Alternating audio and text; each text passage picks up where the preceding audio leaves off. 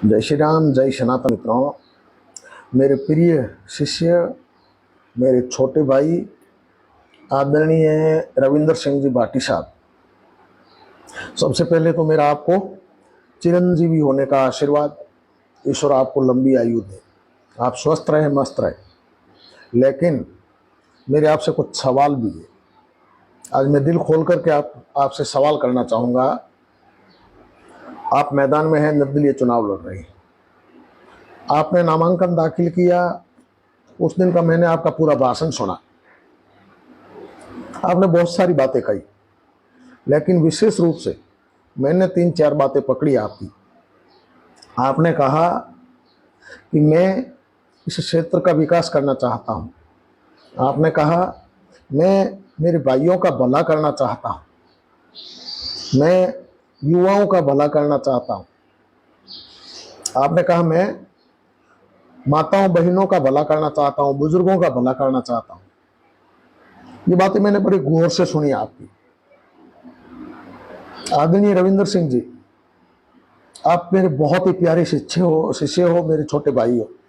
मुझे बिल्कुल भी आपसे कोई दिक्कत नहीं है। लेकिन लोकतंत्र में सवाल जवाब एक लोकतंत्र की खूबसूरती है। इसी लोकतंत्र का हिस्सा मैं भी हूं, आप भी है, और सवाल करने चाहिए। मेरे सवाल आपसे ये है, आप अगर युवाओं का भला चाहते, आप अगर क्षेत्र की जनता का भला चाहते, आप अगर माताओं बहनों का भला चाहते, आप अगर यहाँ की जनता का भला चाहते, तो आपको प्रदेश के मुख्यमंत्री जी ने बुलाया था।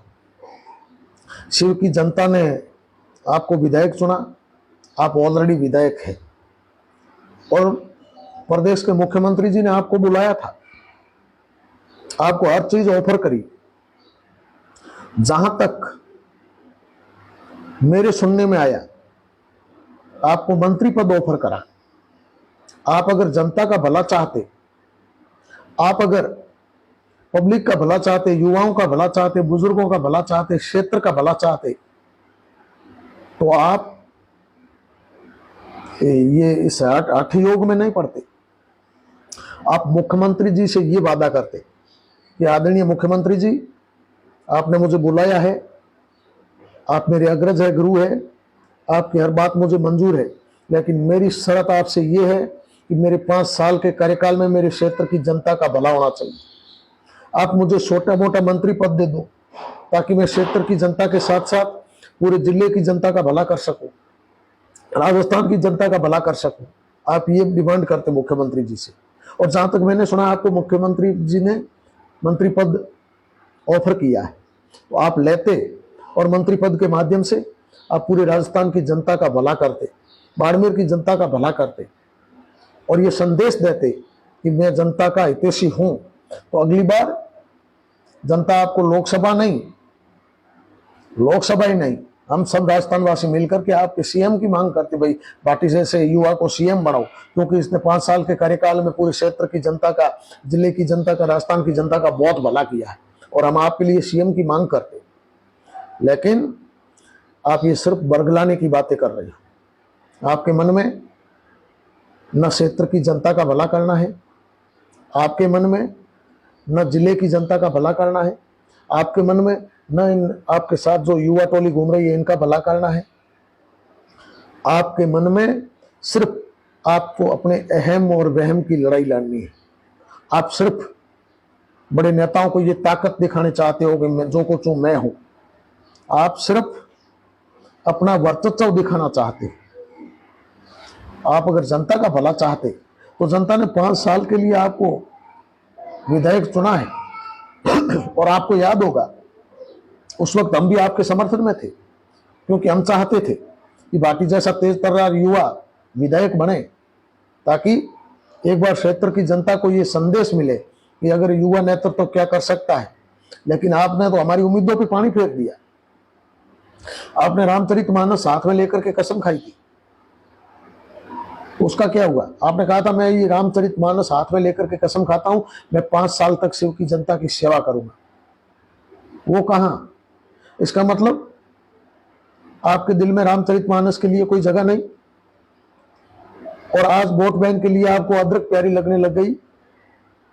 चलो अदरक का सम्मान होना चाहिए, लेकिन आपने रामचरितमानस का सम्मान नहीं किया तो अदरक का सम्मान कैसे करोगे आप। तो प्रिय भाटी साहब, आप मेरे प्रिय शिष्य हो, मैं आपसे यही निवेदन करना चाहता हूं कि अपने अहम और वहम की लड़ाई में इन युवाओं को मत धकेलिए। अपने अहम और वहम की लड़ाई में क्षेत्र की जनता का अहित मत कीजिए। आप लोगों को ये भी गुमराह कर रहे हो कि मैं भाजपा का ही आदमी हूं। आपके जो समर्थक है वो भी लोगों को गुमराह कर रहे हैं कि हम भाजपा के आदमी हैं। आप अगर भाजपा के आदमी होते तो इस देश के राष्ट्र पुरुष, इस देव के देव पुरुष, इस देश के राष्ट्रपुत्र आदरणीय नरेंद्र मोदी जी के सामने एक बार जरूर देखते।